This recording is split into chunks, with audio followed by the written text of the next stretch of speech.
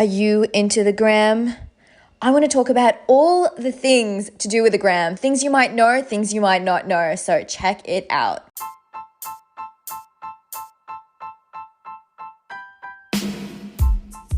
Hey, it's Confessions of a Doctorholic with Hafsa Slayman, and for those of you who have gotten slightly closer to me over this past month, here's one new fact about me. I love exercising, I love eating healthy, and waking up at crazy o'clock. For some of yous it's normal, so I mean 5 a.m. So, because of my healthy lifestyle, I used to have a love-hate relationship with exercising and eating healthy until my waistline shrunk. Still working on my ass, but I'm choosing to count this as a blessing. So I've been working on my body for a while and my health for a few years now, actually. And I remember when all of this started. I did not feel comfortable in my skin and something needed to change. And when I started this journey, I would post things on Instagram. And once the picture's out, I was like, I kind of feel different. To be honest, it was I feel like my waist is slimmer. I feel fitter, but that was not reflected in the photo. And I somehow just kind of looked like a potato blob. And I used to work in the radio station at Virgin Radio Dubai, and I saw some of the girls that I worked with, and in person, I didn't think they were super fit, but I know this sounds really mean, but I'm just being completely honest with you. So on the gram, they looked bomb ass, literally, they looked so hot, so stunning. And it was kind of disappointing because I'm putting all of this work, and at that stage, I didn't have much going on, so I'd just work on the radio station, and I'd spend 3 hours at the gym and forcing myself to eat healthy. And honestly, most of the time, freaking oath, I enjoyed it. But sometimes you kind of hate your body. You hate that feeling of oh my God, you're always sore. And it takes a while to see the progress and the strength. So it was quite tough. And this one girl, I was oh my God, she has an hourglass figure on the gram. But in person, she's pretty, but she doesn't quite look like that. It was just one of those things that I was she probably knows her angles. I may have tried to find my angles, watched a few YouTube videos about that, and I successfully did not find them, but I tried. Then one day, while I was working, I speak to this girl, and I'm oh my God, you looked absolutely stunning. And she pulls me aside, and she says, Hafsa, you work so hard, you're working out every day, you're eating healthy. Look at me, I'm living my life. And literally internally, I'm I hate people like you. My metabolism cannot handle this. So she opens up her phone and she's let me show you some magic. No one ever says no to magic tricks. We've all seen Harry Potter. At least I'm hoping that if you're listening to me right now, you've seen Harry Potter and you understand the beauty of Hogwarts and everything to do with magic. So she chucks on her phone and she opens up Facetune. This is an app, by the way. And literally, she blew my mind away. It made me question everything. So she goes into the process from start to the end. So she chucks on the photo that I was oh my God, you look absolutely stunning. And she's this is the real photo. And the real photo, I was okay, so you're a potato blob like me too. I felt like I belonged in this potato blob club. So she uses Facetune and she shrinks her waist, she shrinks her arms, she shrinks her legs. I was mind blown, and to be completely honest with you, I didn't think it was, it didn't seem fake. I had no idea. It seemed very real.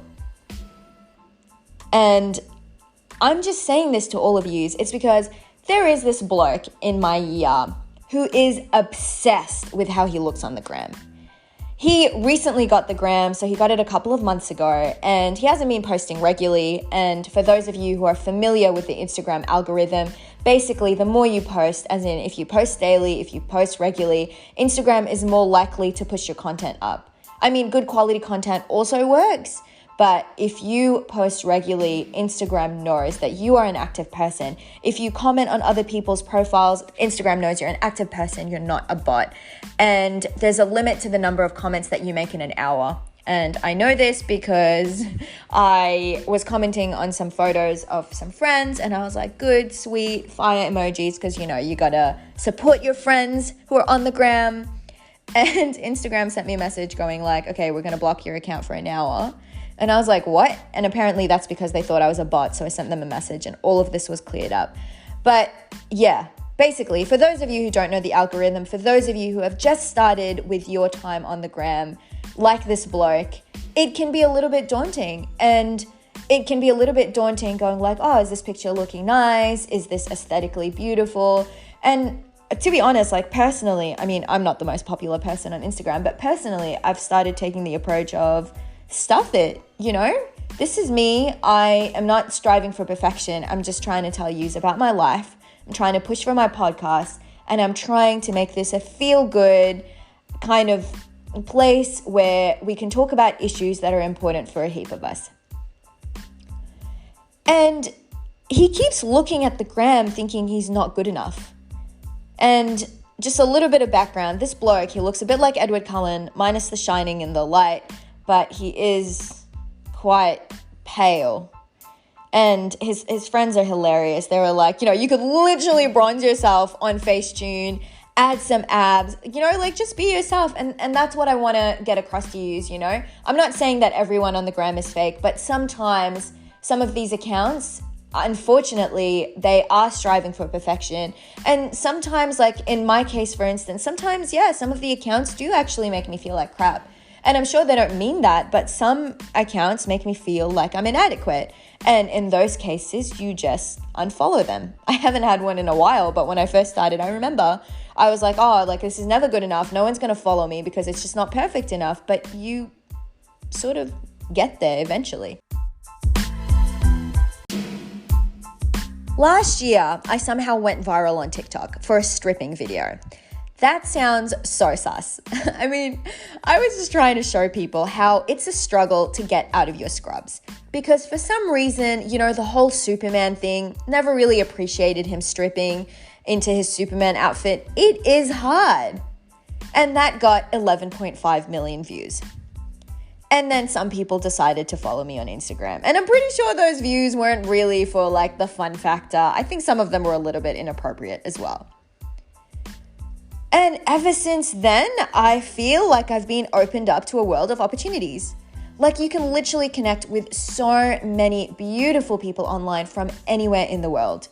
Most of them have been so lovely. I could ask them any question. And I've asked a couple. I've asked a couple of doctors online. I've asked some guys about residency programs in the States. I've asked them about F1 in the UK, and I feel like it is more genuine because you're speaking to actual human beings. And that's the idea of social media. You stay connected with friends, with family, with people from all over. And you can actually also follow programs. So if you're interested in a certain residency, like say obs and gynae or pediatrics, you can actually follow them. You can see when they've got online lectures or how to match. If it's in the UK, if there are any conferences, you can actually follow those pages and they keep you updated. So I think it is absolutely awesome. I attended a few conferences over this break. We were all at home. And when you're at home, you might as well do something that's useful, right? And I actually even presented for one for the Endocrine Society. And there are things like meme pages that has definitely helped me survive many things in my life. And honestly, you can never go wrong with that. So my favorite two would probably be puberty and today year-olds. Just because I feel like they get me. Like I see those memes and I'm just like, oh my God, that is so true. Oh my God, that is so true. I do enjoy some Arab comedians as well. There are these two blogs that I follow. If you guys speak Arabic, I highly recommend following them. They are so funny. One of them is Muhannad Al-Hattab and the other one is Muhammad Tariq. And, you know, if you don't speak Arabic, you have to take my word for it. It is so funny. They imitate people and different scenarios, I guess, like #Arab family scenarios. So that's quite funny. And then there are also travel destinations, beautiful destinations. Shout out to them. Absolutely love them. I have always wanted to go to Iceland. It is definitely next on my bucket list because of all of those videos that I see.